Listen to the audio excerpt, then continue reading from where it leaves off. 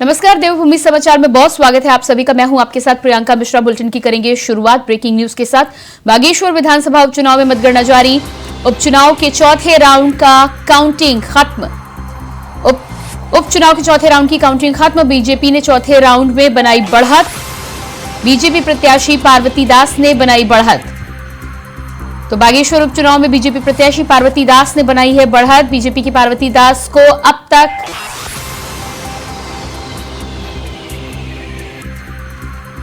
1,99,000 vote मिले। कांग्रेस के बसंत कुमार को अब तक 9,623 वोट मिले। बीजेपी ने चौथे राउंड में बनाई बढ़त। तो बागेश्वर उपचुनाव का आज रिजल्ट आना है, मतगणना जारी है। माना जा रहा है कि 12 बजे तक नतीजे घोषित किए जा सकते हैं। काउंटिंग की यदि बात की जाए तो बीजेपी की पार्वती दास को अब तक बढ़त मिली है। 1,99,000 वोटों से वो सबसे आगे चल रही हैं। कांग्रेस के बसंत कुमार को अब तक 9,623 वोट मिले हैं। और इसी खबर पर देहरादून से हमारे साथ संवाददाता तुषार गुप्ता जुड़ चुके हैं। जी तुषार, जिस तरह से उपचुनाव को लेकर आज लगातार मतगणना चल रही है, रिजल्ट आने हैं, लेकिन पार्वती दास ने इस समय बढ़त बना रखी है। क्या लगता है आपको, नतीजे किसके पक्ष में आने के आसार ज्यादा हैं?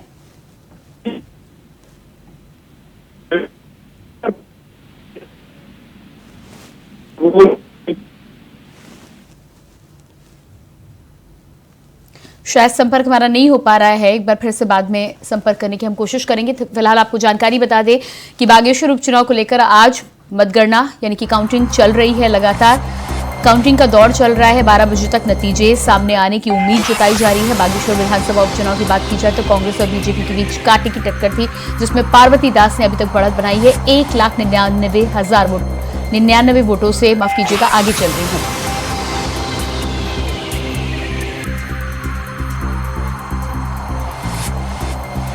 बीजेपी ने चौथे राउंड में बनाई बढ़त। बीजेपी प्रत्याशी पार्वती दास ने बनाई है बढ़त। 1,99,000 वोट अभी तक पार्वती दास को मिले हैं। सबसे पहले नंबर पे अभी वोटों की गिनती में वो आगे चल रही हैं। वहीं कांग्रेस के प्रत्याशी की बात करें तो करीब 9,000 वोट कांग्रेस के प्रत्याशी को भी मिले हैं। लेकिन यदि अंतर देखा जाए तो बड़ा अंतर पार्वती दास और कांग्रेस के प्रत्याशी बसंत कुमार के बीच में। अब देखना यह होगा कि 12 बजे तक नतीजों की बात जो कही जा रही है, तब तक काउंटिंग क्या रुख लेती है। दोनों ही पार्टियां अपने अपने प्रत्याशियों की जीत का दावा कर रही हैं, लेकिन फिलहाल यहां पर देखा जाए तो भारतीय जनता पार्टी को बढ़त मिली है। बढ़त के साथ ही साथ पार्वती दास काउंटिंग में आगे चल रही हैं। और इसी खबर पर संवाददाता देहरादून से तुषार गुप्ता हमारे साथ जुड़ चुके हैं। जी तुषार, बागेश्वर उपचुनाव की जिस तरह से बात करें, काउंटिंग का दौर अभी चल रहा है, नतीजे आने में पहले तो कितना समय है, और दूसरी बात पार्वती दास आगे चल रही हैं? जी, अगर उपचुनाव की बात की जाए तो 7 राउंड अभी पूरे हो चुके हैं। 14 राउंड पूरे होने हैं और इसमें से 7 राउंड में अगर रुझान की बात की जाए तो पार्वती दास करीब 1,500 वोटों से आगे चल रही है। और ऐसे में देखना होगा कि जो कांग्रेस प्रत्याशी है वो किस तरह से इसे कंप्लीट करेगा, क्योंकि दोनों के बीच में एक टक्कर का मुकाबला देखने को मिल रहा है। साथ जो ये पूरे राउंड हुए हैं, इसमें जो भाजपा और कांग्रेस के प्रत्याशी हैं वो आसपास ज्यादा से ज्यादा 2,000 वोटों तक गए हैं, लेकिन 1,500 वोटों का ये अभी फिलहाल डिफरेंस चल रहा है पार्वती दास और बसंत कुमार के बीच में। पार्वती दास की बात की जाए तो अभी 18,299 वोट उन्होंने पाए हैं, और वहीं बसंत कुमार की बात की जाए तो 16,757 वोटों में अभी बसंत कुमार है। तो ऐसे में अभी फिलहाल जो है टक्कर का मुकाबला है। कोई भी प्रत्याशी अभी आगे रह सकता है। अभी बसंत कुमार की भी बारी है, लेकिन बाकी प्रत्याशियों की बात की जाए तो अभी फिलहाल कोई भी गिनती इसमें नहीं हो पाएगी। लेकिन बसंत कुमार और पार्वती दास दोनों जो पार्टियां हैं, भाजपा और कांग्रेस, दोनों की आमने सामने की लड़ाई दिख रही है और टक्कर की नजर आ रही है। काफी रोमांच दिख रहा है इस लड़ाई में। लेकिन फिलहाल तो अगर बात की जाए तो राज्य सरकार की जो भी पार्टी होती है उसे बहुत फायदा मिलता है उपचुनाव में। लेकिन बसंत कुमार की बात की जाए तो बसंत कुमार भी नजर आ रहे हैं, क्योंकि 2022 में उन्होंने आम आदमी पार्टी से चुनाव लड़ा था और ऐसे में वो दूसरे नंबर पे आए थे। पहले नंबर पे रामदास आए थे, करीब 23,000 वोट उन्होंने पाए थे। वही अगर बसंत कुमार की बात की जाए तो आम आदमी पार्टी से लड़े विश्व जैसी जगह में, क्योंकि उत्तराखंड में इतना आम आदमी पार्टी की इतनी पहुंच नहीं थी। लेकिन उस वक्त भी 18,000 वोट पाने काफी मुश्किल थे।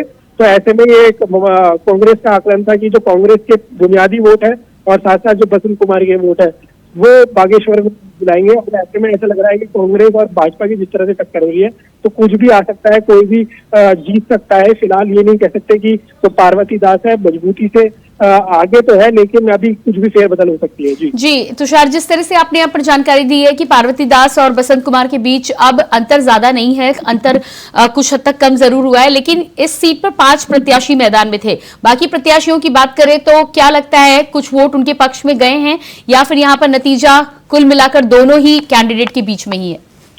देखिए, अगर नतीजे की बात की जाए तो पार्वती दास या बसंत कुमार में से ही कोई एक विधायक बनने वाला है भागेश्वर का।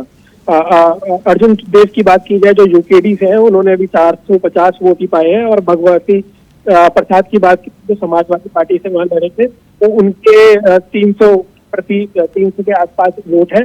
वहीं अगर नोटा की बात की जाए तो 500 से अधिक ने नोटा पे भी मोहर लगाई है। तो कहीं ना कहीं जो ये बाकी प्रत्याशी हैं इन तीन, चाहे वो समाजवादी पार्टी के या उत्तराखंड लोक दल के हो, इनका कोई इनसे कोई मुकाबला नहीं है भाजपा और कांग्रेस का, क्योंकि काफी आगे चल रहे हैं। 18,000 वोटों पे पार्वती दास है फिलहाल, अभी बसंत कुमार भी 16,000 वोटों पे है। ऐसे में 400 और 500 वोट वालों की अभी फिलहाल गिनती नहीं हो पाएगी। और ऐसे में ये दोनों के बीच में ही आपस की जो मुख्य टक्कर नजर आ रही है बागेश्वर में, वो फिलहाल पार्वती दास और बसंत कुमार के बीच में ही है। अब देखना होगा, कुछ देर में ये माना जा रहा है कि 2 से ढाई घंटे में फिलहाल रिजल्ट आ जाएगा और इसके बाद जो जश्न मनाई जाएगी भाजपा के अगर प्रत्याशी जीते तो जो मुख्यालय में जिस तरह का रंग होगा वो देखने को मिलेगा। अगर कांग्रेस जीतती है तो कहीं ना कहीं जो नेता है, उनके कार्यकर्ता है, उनके अंदर एक कॉन्फिडेंस नजर आएगा और एक खुशी लहर की देखने को मिलेगी। क्योंकि इससे आगे आगामी चुनाव की बात की जाए तो 2024 में लोकसभा चुनाव है, उससे पहले उत्तराखंड में नगर निगम चुनाव आने वाले हैं। तो दोनों ही पार्टी के लिए बहुत महत्वपूर्ण चुनाव है। उपचुनाव राज्य सरकार होने के कारण भाजपा को काफी फायदा मिलेगा, लेकिन अभी फिलहाल जो टक्कर है ताकि की टक्कर नजर आ रही है और कोई भी प्रत्याशी भी जीत सकता है। जी तुषार, जिस तरह से आपने बताया है कि 12 राउंड की काउंटिंग वहां पर पूरी हो चुकी है, अभी कितने राउंड की काउंटिंग बची है? जिस तरह से आप बता रहे हैं कि 1 से 2 घंटे का समय और लग सकता है, कितने राउंड अभी बाकी हैं? जी, अगर राउंड की बात की जाए तो अभी 7 राउंड पूरे हुए हैं और इसमें 1500 वोटों से अभी फिलहाल जो पार्वती दास है भाजपा प्रत्याशी वो आगे चल रही है। और पूरे की बात की जाए तो 14 राउंड होने हैं अभी, मतलब आधे राउंड अभी बचे हैं। तो कुछ भी फेरबदल हो सकती है। फिलहाल अभी जो माना जाता है कि पार्वती दास और भी आगे बढ़ सकती है, लेकिन बसंत कुमार की अभी फिलहाल जो क्षेत्र है, मजबूत गढ़ है, वो उनके वोटिंग अभी नहीं खुली है। तो ऐसे में लगता है कि बसंत कुमार भी आगे हो सकते हैं, लेकिन अभी कह नहीं सकते क्योंकि दोनों के बीच में बहुत ही कम डिफरेंस है। ऐसे में जो रिजल्ट है वो अभी फिलहाल सामने नहीं आ पा रहा है। जी बिल्कुल, मतगणना स्थल के बाहर यदि कार्यकर्ताओं की बात की जाए तो जिस तरह से बीजेपी की प्रत्याशी इस समय आगे चल रही हैं, कार्यकर्ताओं में किस तरह का जोश है और साथ ही साथ सुरक्षा व्यवस्था को लेकर क्या इंतजाम किए गए हैं? देखिए, सुरक्षा व्यवस्था की बात की जाए तो तमाम जो पुलिस बल है वहाँ पर तैनात किया गया है और साथ साथ जो कांग्रेस के प्रत्याशी है या फिर कहा जाए उनके जो कार्यकर्ता है साथ में ही देख रहे हैं कि किस तरह से जो काउंटिंग चल रही है वो पारदर्शी चल रही है। ऐसे में पुलिस बल भी तैनात किया गया है ताकि जो जीत के बाद शांति व्यवस्था हो उसे बनाए रखा जा सके। ऐसे में तमाम जो सीसीटीवी है उस पर भी निगरानी की जा रही है कि जो ईवीएम में कुछ गड़बड़ी ना हो, कोई पार्टी की गड़बड़ी ना हो। तो ऐसे में पूरी निगरानी जो प्रशासन है उसने रख दी है। पारदर्शी इसे चुनाव को बनाना है और ऐसे में प्रशासन पूरी सख्ती से कार्य कर रहा है। वहीं भाजपा की बात की जाए तो भाजपा में फिलहाल जो जोश है वो नजर आ रहा है क्योंकि उनकी जो प्रत्याशी है फिलहाल आगे चल रही है, लेकिन 1500 वोटों का अभी फिलहाल जो फासला है काफी छोटा है। अभी देखना होगा कि डिफरेंस काफी बढ़ भी सकता है और साथ साथ जी बिल्कुल तुषार, तो यहाँ पर इंतजार करना होगा काउंटिंग तक जब तक पूरी नहीं होती है। फिलहाल आप नजर बनाए रखिए। इस तमाम जानकारी के लिए आपका बहुत बहुत शुक्रिया। उत्तराखंड में बागेश्वर उपचुनाव को लेकर मतगणना आज 8 बजे से शुरू हो चुकी है। बता दें कि 12 बजे तक रुझान साफ हो जाएंगे और दोपहर 1 बजे तक नतीजे सामने आ जाएंगे कि किसके सर बागेश्वर का ताज सजेगा। तो वही मतगणना के लिए चुनाव आयोग के साथ जिला और पुलिस प्रशासन ने भी तैयारियां पूरी कर ली हैं। हालांकि बागेश्वर उपचुनाव में 55-44% मतदान हो चुका है।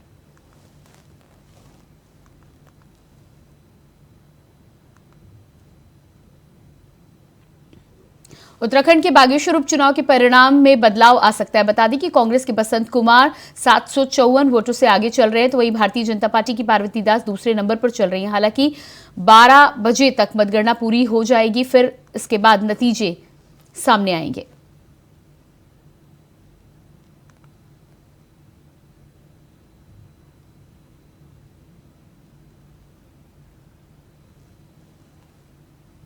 उत्तराखंड में बागेश्वर उपचुनाव का पहला राउंड समाप्त हो चुका है। बता दें कि कांग्रेस और भाजपा में कांटे की टक्कर देखने को मिल रही है, तो वहीं फिलहाल कांग्रेस प्रत्याशी बसंत कुमार को 9,000 कुछ वोट मिले हैं।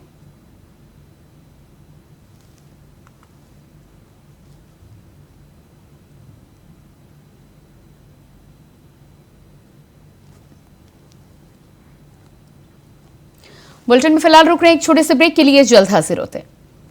ब्रेक के बाद स्वागत है आपका। बात करेंगे अगली खबर की। सीएम पुष्कर सिंह धामी का हरिद्वार दौरा। आज जयराम आश्रम पहुंचेंगे मुख्यमंत्री पुष्कर सिंह धामी। स्वामी देवेंद्र स्वरूप की पुण्यतिथि कार्यक्रम में होंगे शामिल।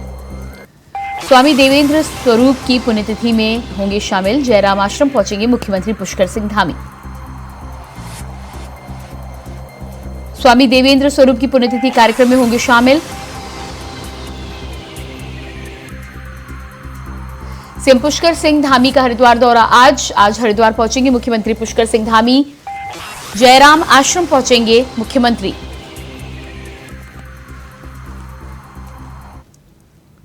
और अब बात करेंगे अगली खबर की। अगली ब्रेकिंग उत्तराखंड से आ रही है। उत्तराखंड विधानसभा के मानसून सत्र का आखिरी दिन आज।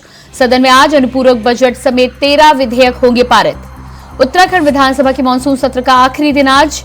सदन में आज अनुपूरक बजट समेत 13 विधेयक होंगे पारित। अनुपूरक बजट के लिए लाया गया विनियोग विधेयक। अनुपूरक बजट के लिए लाया गया विनियोग विधेयक। राज्य आंदोलनकारियों को क्षैतिज आरक्षण विधेयक समेत अन्य विधेयक होंगे पारित। राज्य आंदोलनकारियों को क्षैतिज विधेयक समेत अन्य विधेयक होंगे पारित। तो लगातार जिस तरह से 10% क्षैतिज आरक्षण की बात आंदोलनकारियों के लिए की जा रही थी, उसको लेकर आज विधेयक पारित हो सकता है। ये तमाम चर्चा पिछली कई बैठकों में सत्र के दौरान हो चुकी है। सदन में आज अनुपूरक बजट समेत 13 विधेयक होंगे पारित। इससे पहले वित्त मंत्री ने अनुपूरक बजट भी पेश किया था। अलग अलग विभागों के लिए 11,000 करोड़ का बजट अनुपूरक बजट लाया गया है, जिसमें अलग अलग विभाग को आवंटन किया जाएगा।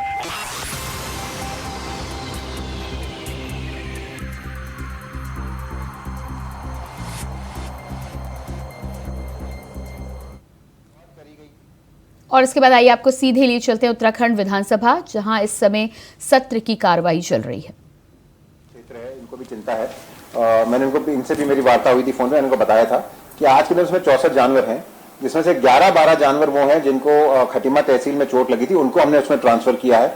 मैं बार बार आपके सदन के माध्यम से यही कहना चाह रहा हूं कि हम लोग को भी, जो विधायकगण है, उनको भी थोड़ा सा इसमें अपना सहयोग हमको देना पड़ेगा, क्योंकि जो जानवर उठा के उसमें डालने की प्रक्रिया है वो लोकल बॉडीज की है, चाहे वो जिला पंचायत है, नगर पालिका है, क्षेत्र पंचायत है।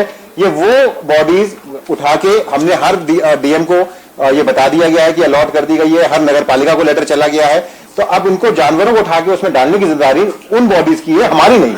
प्रश्न संख्या 2 पूछना चाहता हूं कि हम श्रीमती ममता राकेश जरूर डालें। आप रोकेंगे तो नहीं? एकदम नहीं रोक, हम अपनी व्यवस्था से डाल देंगे, क्योंकि हमारे लोगों ने मैं आपको सदन में आश्वस्त कर रहा हूँ, आप डालिए, हम उसका ध्यान रखेंगे। प्रश्न संख्या 2 माननीय श्रीमती ममता राकेश जी। अरे तो मत, हम नहीं, क्या रह रहा है, क्या सवाल? माननीय अध्यक्ष जी, मेरा एक निवेदन है आपसे। माननीय अध्यक्ष जी, एक निवेदन है आपसे। मैं माननीय सदस्य हरीश धामी जी का धन्यवाद कर रहा हूं कि इन्होंने कहा कि ये 15 लाख रुपए हर साल विधायक निधि से दे रहे हैं। अरे हरीश भाई, एक मिनट, मैं आपका धन्यवाद कर रहा हूं। आपने ये काम किया, आपने गौ सेवा के लिए बहुत अच्छा काम कर रहे हैं। लेकिन मेरा सारे सदस्यों से निवेदन है कि जो गौशालाओं में अलाउट कर रहे हैं, तो इसमें कंस्ट्रक्शन के लिए कहीं ना कहीं अपनी विधायक निधि से भी सहयोग कर दीजिएगा, तो हमारी मदद होगी। प्रश्न संख्या 1 माननीय सदस्य श्रीमती अनुपमा रावत जी। माननीय प्रश्न करिए, बैठिए, वो प्रश्न करेंगी। माननीय अध्यक्ष जी, मैं माननीय मंत्री जी से ये पूछना चाहती हूँ कि बेमौसमी बारिश और ओलावृष्टि के कारण किसानों की फसलों को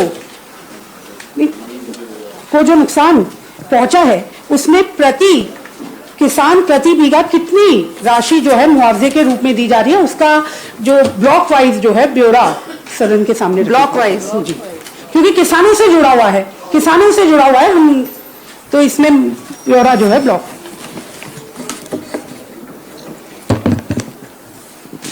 माननीय अध्यक्ष जी, मैं आपके माध्यम से माननीय सदस्य को बताना चाहता हूं कि बेमौसमी बारिश में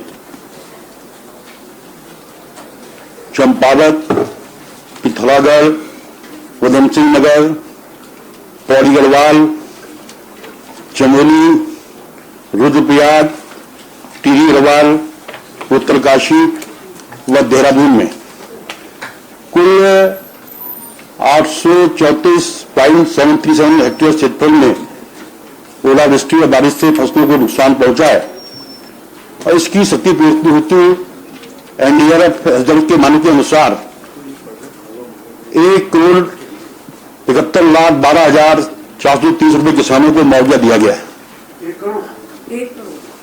और क्योंकि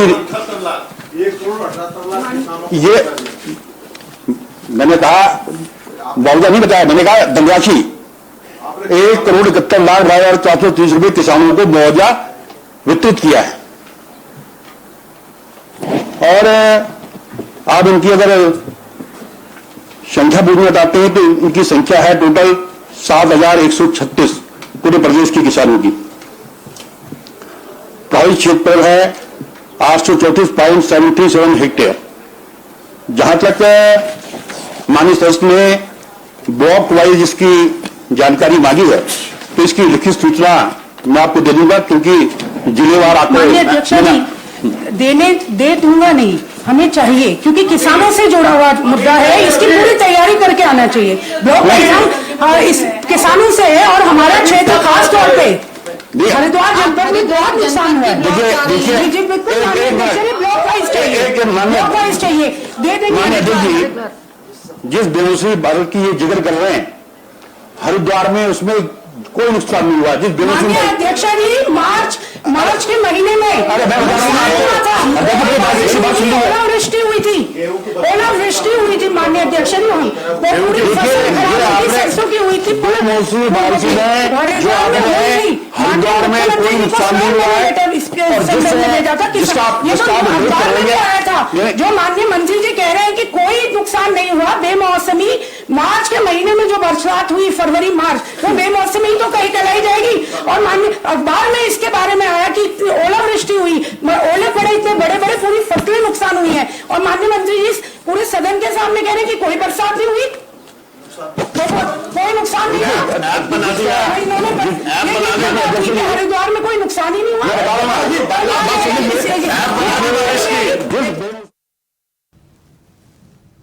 और अब बात करेंगे अगली खबर की। सितारगंज में खकरा नदी के किनारे शौच करे गए एक युवक पर मगरमच्छ ने हमला कर दिया। बता दें कि मगरमच्छ ने युवक के हाथ को अपने जबड़े से जकड़ लिया, तो वहीं जैसे तैसे युवक ने अपनी जान बचाई और खेत में मौजूद युवक के परिजनों ने युवक को घायल देखकर सामुदायिक स्वास्थ्य केंद्र में इलाज के लिए भर्ती कराया।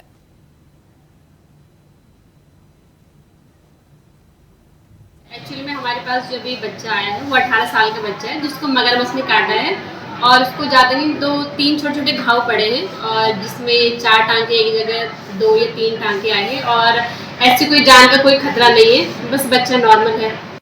मैं भी काम कर रहा था वहाँ पर, जब के लेटरिन करने गया था तो जब ही सोच रहा था ऐसी, तभी वहाँ पे नाका आया निकल के मगरमच्छ, तो एकदम इसने हाथ पकड़ लिया इसका, नदी में ले गया उसमें ना पुल में क्या नाम है ले गया, तो इनने कोनी मारी उसके, तब छुड़ा पाया। अभी वहाँ पर खून भी है, सब कुछ है, यहाँ से लेके आया हूँ मैं।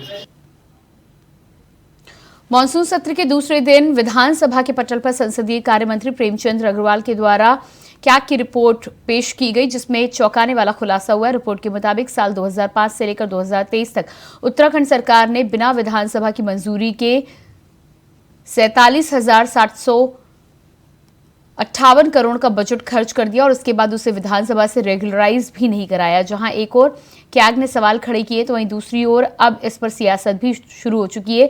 बीजेपी प्रदेश प्रवक्ता वीरेंद्र बिष्ट का कहना है कि हमारी सरकार इसका अध्ययन करेगी, इन चीजों की पुनरावृत्ति ना हो इसके लिए अधिकारी और कर्मचारी बिना नियमों की अनदेखी करते रहते हैं। सरकार इसका संज्ञान लेगी, जो भी इसमें शामिल होगा उन कारणों की जांच की जाएगी। वहीं कांग्रेस के प्रदेश अध्यक्ष करण माहरा ने सरकार पर तंज कसते हुए कहा है कि भ्रष्ट सरकार और उसके भ्रष्ट कारनामे लोकपाल की नियुक्ति भी बीजेपी के पकड़े जाने के डर से नहीं कर रही है। इससे यही साबित होता है। भ्रष्ट सरकार और भ्रष्ट कारनामे, इसीलिए लोकपाल जिसकी नियुक्ति करने की बात 100 दिन के अंदर जनरल खंडूरी ने कही थी, उस बात को उन्हीं की सरकार ने दरकिनार कर दिया। लोकपाल की नियुक्ति इसी डर से तो बीजेपी नहीं कर रही है, क्योंकि पकड़े जाएंगे। विचलन से फाइल करने वाले सरकार से क्या उम्मीद की जा सकती है? जो भर्ती घोटाला हुआ वो विचलन से किया गया। और आज ये जो कैग की रिपोर्ट ये साबित कर रही है कि भारतीय जनता पार्टी अखंड भ्रष्टाचार में डूबी हुई है। और इससे बड़ा उदाहरण और क्या हो सकता है कि बिना विधानसभा को कॉन्फिडेंस में ले हुए इतनी बड़ी रकम खर्च कर दी गई। देखिए, जैसा मैंने कहा कि कैग की रिपोर्ट निश्चित रूप से महत्वपूर्ण है और कैग ऐसा विभाग है कि जो सब इन चीज़ों का अवलोकन करता है।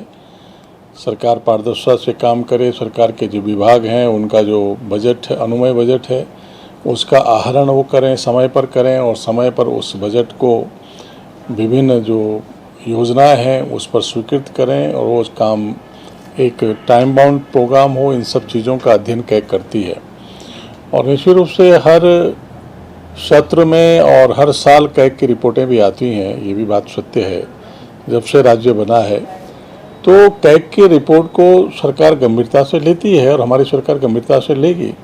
सरकार इसका संज्ञान लेगी कि ऐसे विषय की पुनरावृत्ति न हो और अधिकारी कर्मचारी जो मनमानी करते हैं और जो नियमों की अनदेखी करते हैं उनको ऐसा नहीं करना चाहिए।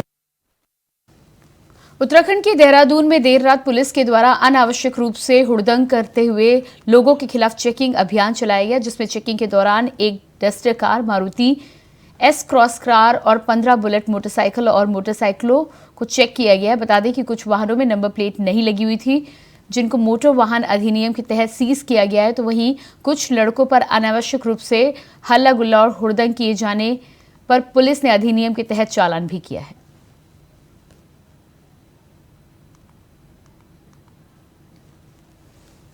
दिल्ली में G20 शिखर सम्मेलन में सुरक्षा के मद्देनजर 3 दिनों तक तमाम सेवाएं बंद कर दी गई हैं, जिसके चलते 3 दिनों तक लगातार छुट्टी मिलने से पर्यटक रामनगर और नैनीताल का रुख कर रहे हैं। बता दें कि रामनगर के सभी होटल और रिजॉर्ट लगभग पूरी तरह से फुल हो चुके हैं। तो वहीं पर्यटकों की भारी संख्या में रामनगर पहुंचने की संभावना को देखते हुए पुलिस प्रशासन ने भी ट्रैफिक व्यवस्था की तैयारी पूरी कर ली है।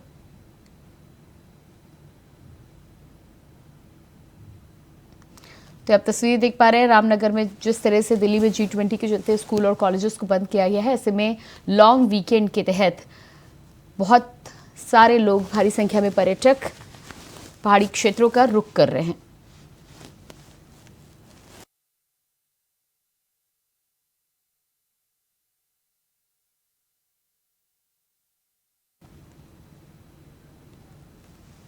और इसी के साथ फिलहाल इस बुलेटिन में इतना ही। खबरों के लिए बने रहिए इंडिया वॉइस के साथ। नमस्कार।